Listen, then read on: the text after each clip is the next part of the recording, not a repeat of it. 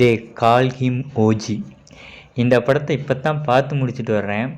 பார்த்து முடிச்சுட்டு வந்ததுக்கப்புறம் இது எந்த மாதிரி படம்னு தெரியுதுன்னு பார்த்தீங்கன்னா, பவன் கல்யாண் நடித்த குட் பேட் அக்லி அந்த மாதிரி தான் தெரியுது. என்னன்னு பார்த்தீங்கன்னா, ஏகப்பட்ட பில்டப்ஸு, இவருக்கு ஒரு மாஸ் சீனு, இன்ட்ரோல் பிளாக்ல வந்து பறந்து போய் தலையை வெட்டுறாரு. அந்த மாதிரி வந்து எப்படி சொல்கிறது, லாஜிக்கை மீறின சீன்லாம் வந்து பயங்கரமாக இருக்குது.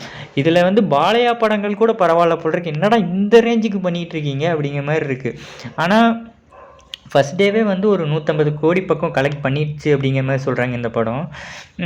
ஒரு தமிழ் ஆடியன்ஸாக ஒரு லாஜிக்கல் மிஸ்டேக் அப்படிங்கிற மாதிரி ஒரு சில விஷயங்கள்லாம் பார்த்தீங்கன்னா, இந்த படத்தில் ஒன்றுமே இல்லை. என்னடா பில்டப்பு லாஜிக் மிஸ்டேக் அவ்வளோ இருக்குது அப்படிங்கிற மாதிரி தான் இருக்குது.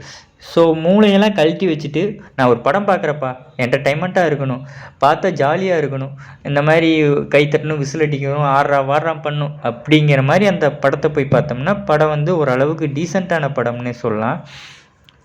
அண்டு பவன் கல்யாணுக்கு வந்து ரொம்ப வருஷம் கழித்து ஒரு எப்படி சொல்கிறது, ஒரு பிளாக் பஸ்டர் ஓப்பனிங்னே சொல்லலாம்.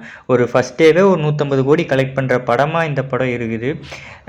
இதுலேயும் பார்த்திங்கன்னா, அவங்க ஸ்டேட்ஸில் எல்லாமே வந்து ஆந்திரா சைடு, தெலுங்கானா சைட்லலாம் வந்து ஒரு 1000 ரூபா 2000 டிக்கெட் வச்சு விற்றுட்ருக்காங்க அப்படிங்கிற மாதிரிலாம் கேள்விப்பட்டுட்ருக்கோம்.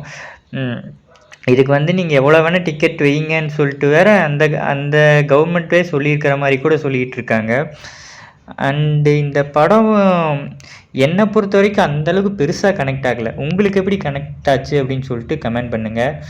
அண்டு பவன் கல்யாண் படத்தை பற்றி என்ன நினைக்கிறீங்கிறதும் கமெண்ட் பண்ணுங்கள்.